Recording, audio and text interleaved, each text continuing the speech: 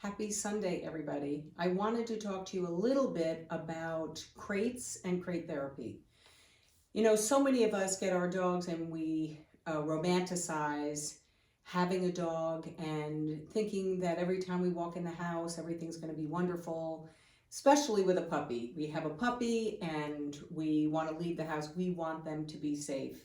You can get a playpen if your dog is small enough, or you can work on getting a crate. A lot of people really don't know how to get their dogs used to a crate.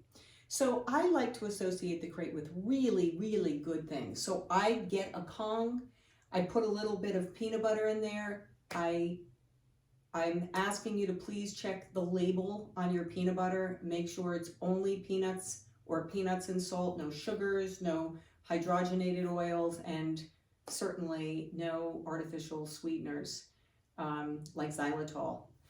So anyway, you're going to put a little bit in the Kong, you're going to stick it in the freezer and put your dog in the crate once that Kong has frozen for 3 minutes.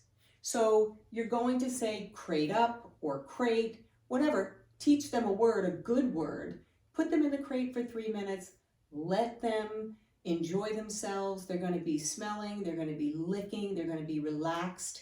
And you do not want them to finish the Kong. You want to get them out before. So set your timer on your watch or your phone. You can do this 3 times a day, even more, or once a day. It doesn't matter. But the more you do it, the more your dog is going to enjoy being in the crate. I did ask, I think it was yesterday or the day before, if your dog is crazy at the door. Like, do you have to manage him or her? It can be very overwhelming. Well, you can practice crate therapy when somebody comes to the door. One of the things that I do is I will say, if I hear a knock or a doorbell, I'll go to the door and say, 1 moment, please. I'll run, get my Kong. Well, actually, I walk. I stay nice and calm. I grab my Kong. I walk up over to the crate. I tell OB in. I give him the Kong. I answer my door. If it's the mailman, well, you've answered your door, you've taken your mail, you've signed for your package, and that's the end of it. If it's a friend, bring them in, put them either at a breakfast bar or put them at a kitchen or dining room table with their hands on the table.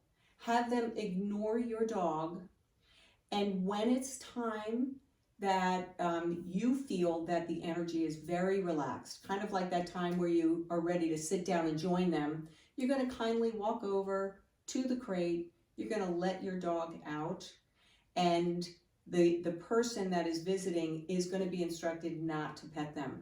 Let your dog smell who has come into the house. It's so important for your dog. It's not as important, it's way more important than somebody come into your door, into your home and going, hi, petting your dog. It's just going to teach them to be really excited. The reason our dogs get excited about the doors because I don't know anybody who has somebody come to their door and they don't rush to get it. It's just something that has been ingrained in us. Well, our dogs are pack animals, and their energy is supposed to meet their pack's energy. So if we hurry up and get to the door, it kind of ignites them, and they learn the minute the doorbell rings, it's time to freak out. So if you can practice crate therapy for a couple of weeks, and then once they really get used to it, please use the crate therapy when somebody comes to your door.